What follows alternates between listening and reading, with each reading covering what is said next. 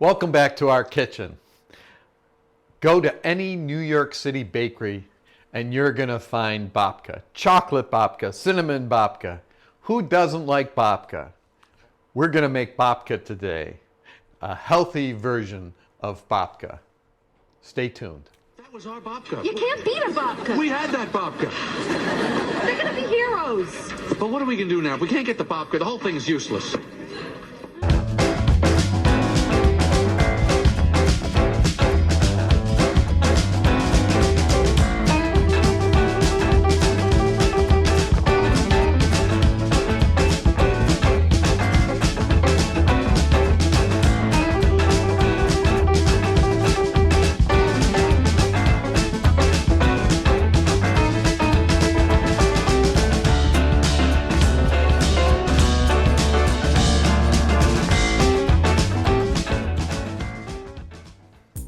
Now, if you have ever made babka, it is traditionally a very sweet, filled with butter or eggs.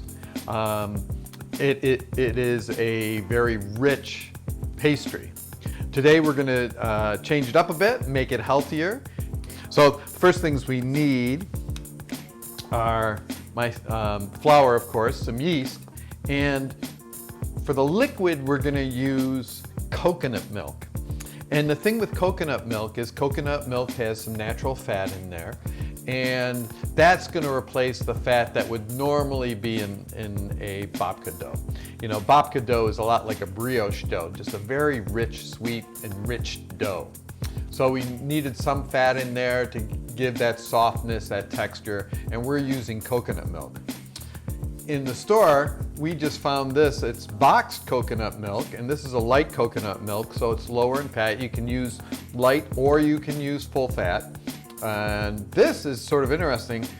A lot of the coconut milks have additives in them, thickeners and other things. This is just water and coconut. That's the only two things in this mix. And so we're going to need that. We're going to use a little turmeric to add color to our dough to make it look a little yellower. And turmeric has some anti-inflammatory properties which are beneficial. And to give a little added flavor, we're going to use orange rind.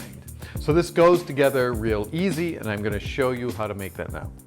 So the first thing we're going to need is our coconut milk. This says 1 can of coconut milk is normally 13.66 ounces, and it's equivalent to 1 2/3 cup of coconut milk. So I'm shaking this up just to get things spread out, and I'm just gonna measure out 1 2/3 cup. There we go, 1 2/3 cup. We're gonna take our yeast, 1 package of yeast. I am using active dry, it's what I usually get. Just put that in. And I'm gonna put in 1 teaspoon of turmeric. Stir that up, just get it all incorporated.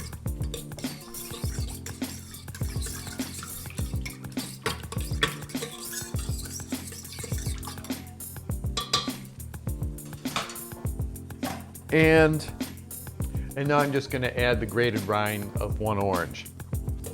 Now with this, what you really don't want to do is you don't want to get down to the white pithy part. That's sort of a little bitter. So I'm just going down to the, just beyond that, before that, so I don't get any of that white pithy part. Now, we're going to save this orange for later because we're going to need some orange juice for the filling as well. And it's going to take a while for the dough, so we get that started. And now all I have to do is add the flour and salt. We're using a whole grain, a whole wheat flour here. We need the structure of whole wheat for this. And my recipe says 3.5 to 4 cups. It really is going to depend on the flour you're using. Some flours absorb more moisture. So I'm going to start at 3.5. And if it needs 4, I'll add more. And we need 1.25 teaspoons of salt.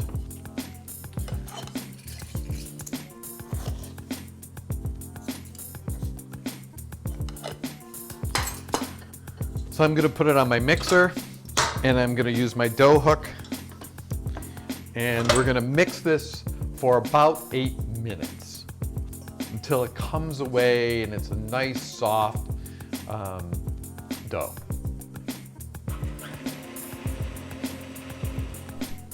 Now I scrape down the bowl periodically just to make sure that all the flour is getting incorporated. Initially, when you start with the dough hook, it may just get the flour in the middle. So I'll stop, scrape it down, and continue mixing.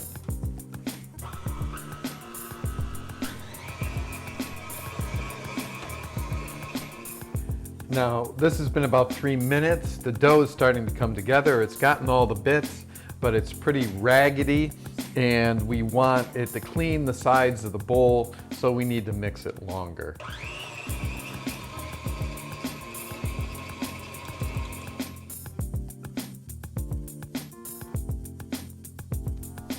So now we're going to make the filling while our dough is rising.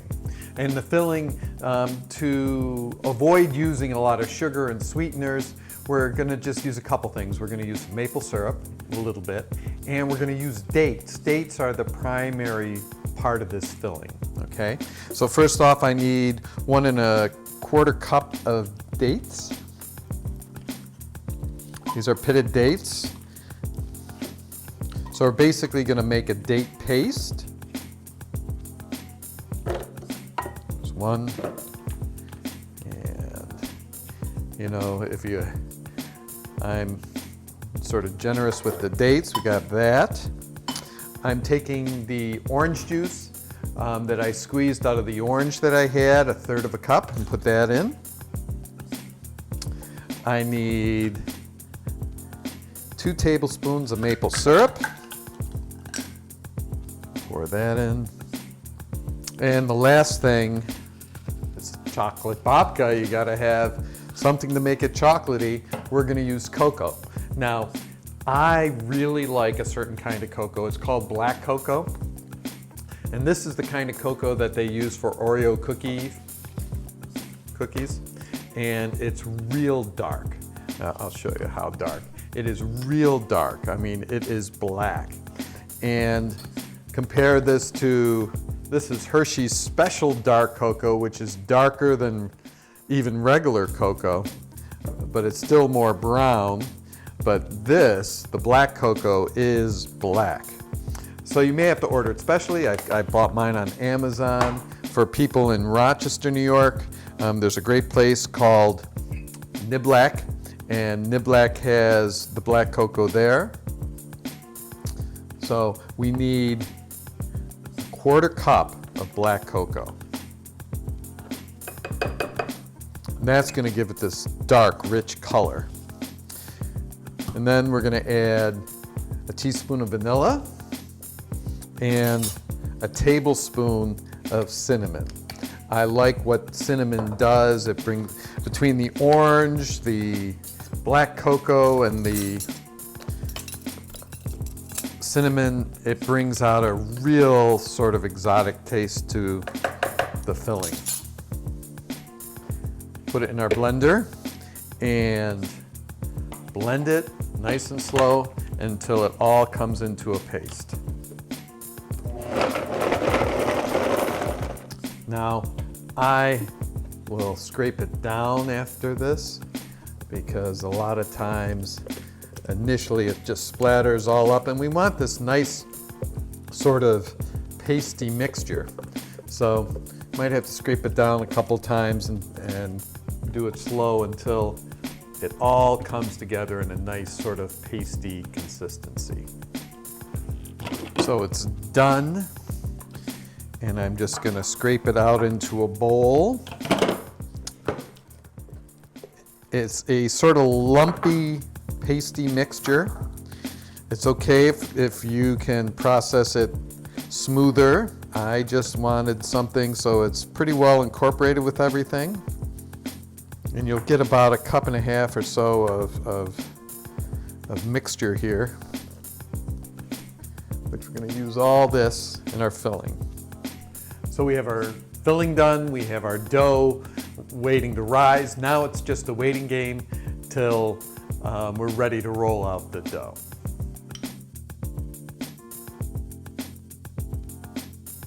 So our dough has nicely doubled in bulk.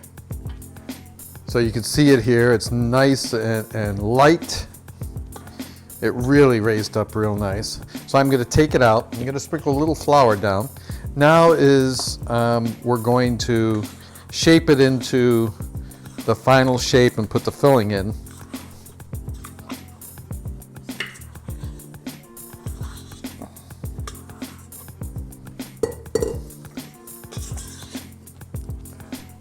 So I just took a little flour, put it on the counter, and I'm going to roughly shape it into a rectangle. You don't want a lot of flour, but you want, we're going to be rolling this out, so you don't want to have it sticking to things. So you're going to roll this out, not too thin, about 1/2 inch thick, and it's going to be about 18 inches long by about 12 inches wide, and you want it all pretty even. Okay, so you can pick it up if it's sticking a little bit and shape it the way you want. Try to get the sides the way you want. So I have that, and now I'm going to take our filling that we had, and I'm going to place that on, and I'm going to spread it out. I have a nice little bent angle spatula here, and I'm just going to try to spread it out evenly over about 3/4 of it. You don't want it too thick in any areas, and you want to leave a little lip at the bottom to roll it up. Have it sealed properly. These little bent angled spatulas are really great for this kind of work, for cakes or working in pans and trays. So I'm just sort of spreading it out as evenly as I can. I'm going to leave 1 inch, 1.5 inches at the bottom, just a place for the dough to seal. And I'm sort of checking to make sure I don't have big clumps anywhere. And you can get as close to the top as you like. And I'm sort of spreading the dough or the filling around. Now, you have your choice here too. You can, at this point, you can add nuts. And I like a mixture of pecans and walnuts. And you can chop them up coarse or you can chop them up fine. I put these in, and it's almost like a crumb topping at this point. And just going to sprinkle this all over. Now this is something, it's sort of optional. You don't have to have this. I like the flavor of it, so I do. What is optional at this point as well is you could put some chocolate chips on this. Sprinkle those in. Now, you could use mini chips, you could use regular sized chips. Chocolate has a tendency to sort of keep its shape. It's not going to melt and ooze. You can put the regular chunks in. Now we're going to roll it up. We're going to roll it up like a cinnamon roll. And so you just start loosely rolling it. And it's starting to stick to the counter a little bit. I waited a little too long. And look, they have a little flour on the side. And you just roll it up. Try not to stretch it out as you're doing this. You just want to roll it up nice. So we have our roll. And I sort of seal the ends in. And now comes the fun part, the weaving of this. So what I want to do is I put the roll this way with the seam on the bottom, and I take a knife and I start at the top and I leave about an inch connected. And I just cut all the way through. And now what you're going to do is weave this, making sure you show the inside, because that is what's going to look real pretty. And here again, you don't want to stretch this out too much. You just want to have the filling show, and you just wrap it up on itself, and you pinch the ends, and there's your chocolate babka all ready to go. Now, you could cram this all into one loaf pan, but we don't need all this all the time. This is a decadent treat for us. So what we're gonna do is cut this in half, and we're gonna share it with family, and we're just gonna put it in a pan. Now we have to prep our pans, which I forgot to do. So I'm just going to take a little piece of parchment paper and lay that in the bottom of our pan. This will make it a little easier for it to come out at the end. And I'm going to put it in both pans, folding it over and just sticking it in our pan. So what I'm going to do is I'm going to cut this in half, and half of it is going to go in one pan and half of it is going to go into the other pan.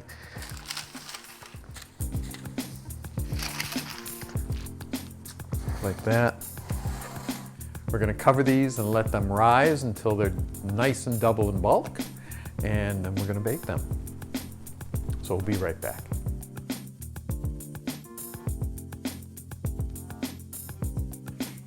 So while we're waiting for our babka to rise, we're going to make the glaze for it, a nice shiny glaze that goes over the top.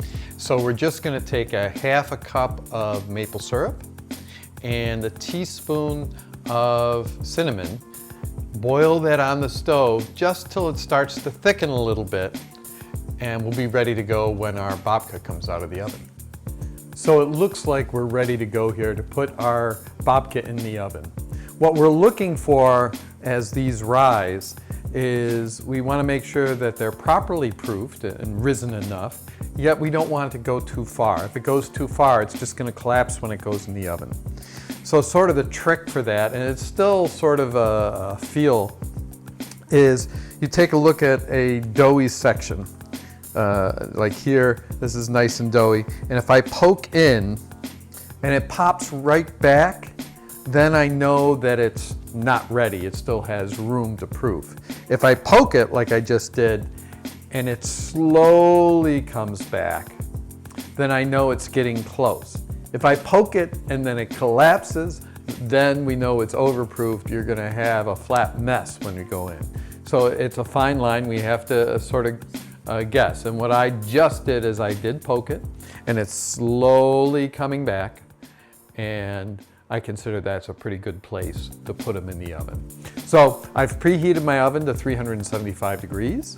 We're going to put them in for 10 minutes, and then we're going to reduce the heat to 325 and bake it for about anywhere from 20 to 30 minutes until a knife poked in it comes out clean.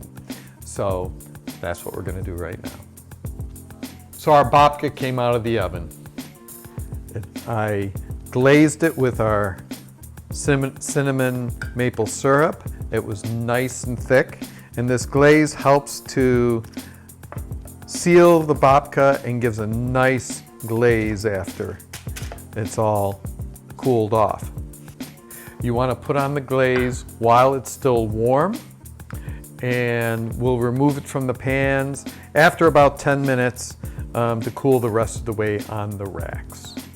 So that's how you make Poppy's chocolate babka. I hope you enjoy it as much as my family does, and come join us back in our kitchen real soon. As always, Eat more plants and love without limits.